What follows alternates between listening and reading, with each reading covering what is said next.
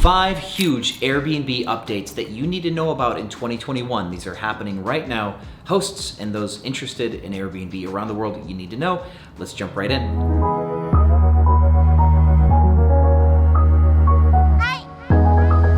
Welcome back, Airbnb family and YouTube world. Welcome back for another video. Let's cut right to it. So like this video before you forget, because I'm probably going to throw a lot at you and you'll forget to like the video. It just happens that way. Number one, the first thing that you need to know about is that Airbnb is rolling out some platform changes, some new features to try to keep you using them and not other competitors like VRBO, HomeAway, Booking.com.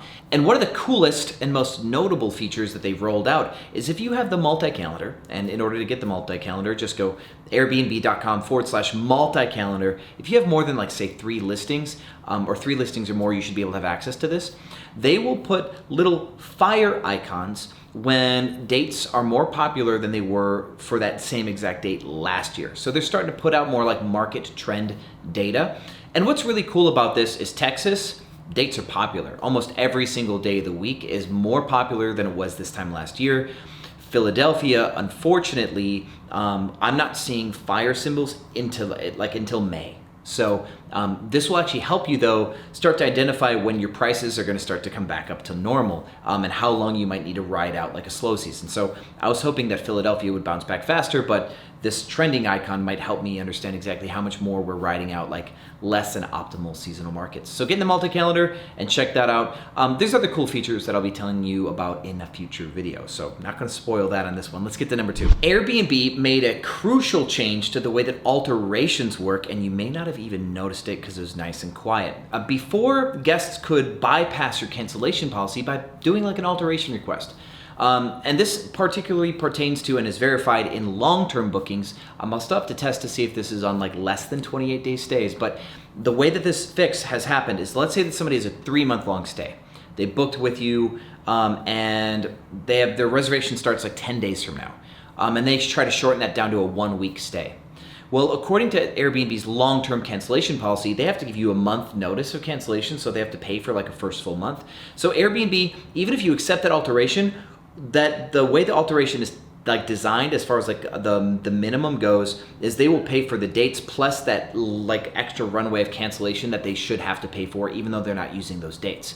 So now guests can't create an alteration that wipes away all of your revenue and then you accept that by accident and didn't notice and then they get all their money back. So Airbnb's actually made it where you can't cancel reservations by altering them and taking all the money away. So for those of you who are hosts right now, what I want you to do is I want you to check, so maybe you can actually help the Airbnb community here, everybody on this YouTube channel.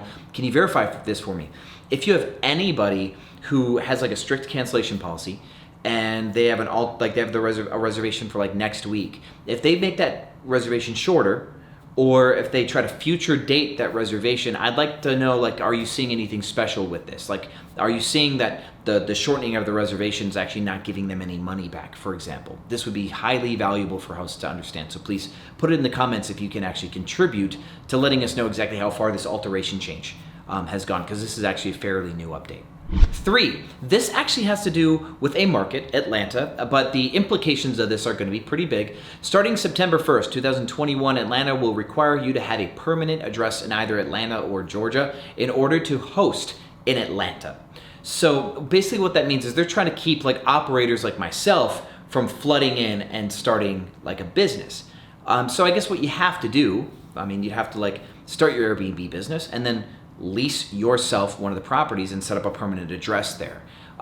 If there are other restrictions, we will stay on top of this and figure it out, but I can already see some bypasses to this. So I've got students who operate in Atlanta and I'm gonna help them work through this. I doubt that it's gonna be a heavy issue, but Atlanta is trying to keep big operators out by forcing you to have a local address, a permanent address there. So stay tuned for more on that, but this is one of the many cities that are kind of updating their strategies. Dallas is actually meeting on regulations as we speak. They're going through the talks right now, and let's hope that it's not too crazy, because obviously Dallas is where I do my business, and I would like to keep it as friendly to hosts as possible. So stay tuned for that one as well. Number 4, the insurance game has changed a lot lately, which is really cool for hosts. There are bigger box insurance companies, like it's either like State Farm or Allstate, that has a short-term rental insurance now, which is really cool. But there's a company called Proper that's been doing insurance for a while, and they've done a couple cool notable things that I just want you to know about. If you use the Minute system or NoiseAware or anything else like that, and you can prove that you have security devices in your home, Proper will actually give you a lower insurance rate because you're doing the right things as an Airbnb host, and that's cool. If you want a Minute system that does the noise monitoring, detection for motion and humidity and all that stuff, you get 20% off by using the code Sean20, minute.com, on unlimited devices. So fun.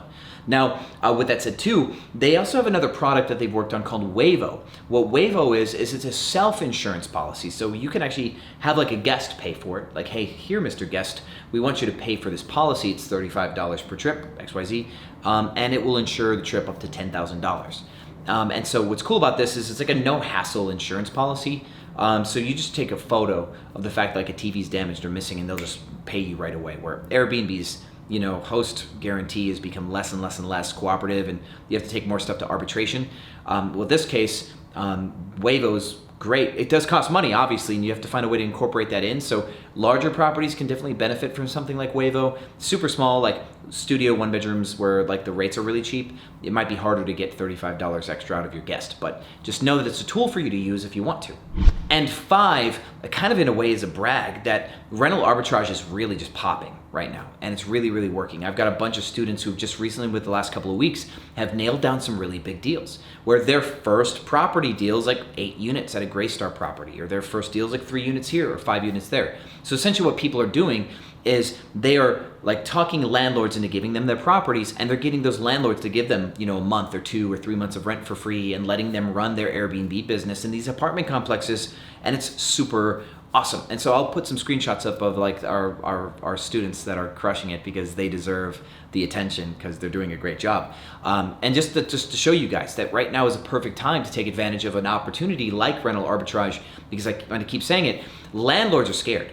Landlords are like worried about the fact that the eviction ban, let's add this to number 5 here, the eviction ban has been like extended to September to 2021 for all federally guaranteed loans, like buildings that have a federally guaranteed loan. So the building that I'm in, I think, is not a hard money loan, for example. It's government backed. So like if I stopped paying rent right now, they couldn't evict me until September.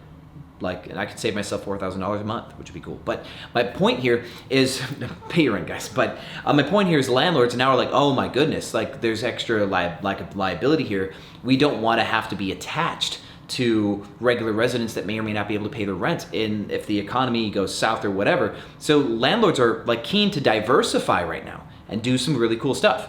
So I would say, get on the horn and start doing some arbitrage. Even if you're the owner type, I really think that adding to your Airbnb portfolio, especially in cities where travel is going to be back on the come up, it's a perfect opportunity to get rents for low and then sell them for high as travel comes back. It's a great opportunity. So those are your 5. If you have any questions, put them in the comments. More videos to come. Thank you, and I'll see you on the other side.